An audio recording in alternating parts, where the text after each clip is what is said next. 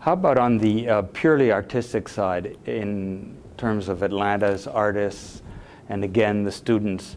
Do you think that it will have lasting impact? Well, I always like to think that people who would look at great works of art are changed by the experience. So I would have to say yes, because people have seen greater things than they ever would have seen in Atlanta. And I think it made people realize that we could reach higher than we perhaps have previously in terms of arts and culture.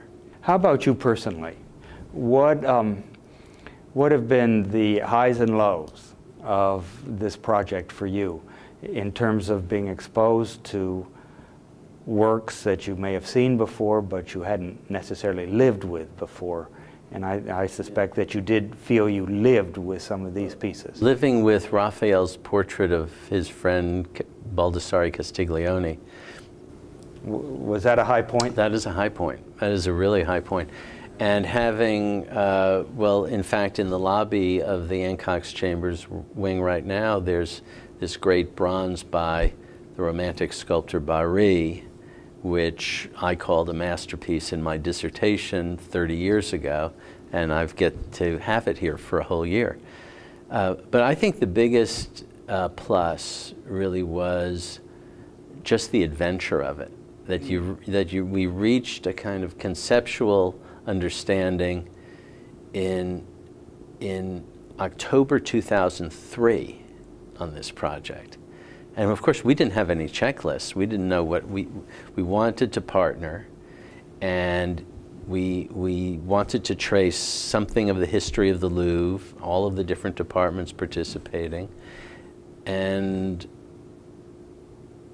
just following that organic experience, I think, has been that really is the high point.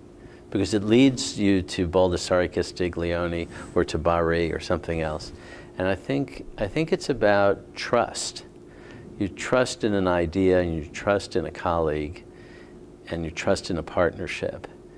And it's led us on a great, you know, it's like Huckleberry Finn going down the Mississippi. It's been a fantastic ride. And you end up with this analysis of what is a masterpiece after having so many. How did that theme come up on your journey? Well, the question of the third year was a challenge, and we went around that topic trying to find an overarching theme for that year for several years. So we knew year one would be the King's collections before the Louvre was a museum, when it was a palace. And we knew that the second year we would want to treat the ancient collections as a group. And then the third year, we wanted to try and do some things that were modern and try and do some things that showed the Louvre of today. And we went around and around, frankly, for quite a period of time. And then eventually, I think we landed on the right subject, which is, as you said, what is a masterpiece? So we actually have on view a fake that was in the Louvre's collections as a masterpiece, compared with a masterpiece. And I think it shows, you know, a certain, I don't know if you'd call it humility or sense of humor, but I think it's a good thing when an institution can show its mistakes as well as its achievements. And so I think it's been a theme, the question of masterpiece, sort of like the question of genius, that everyone can relate to.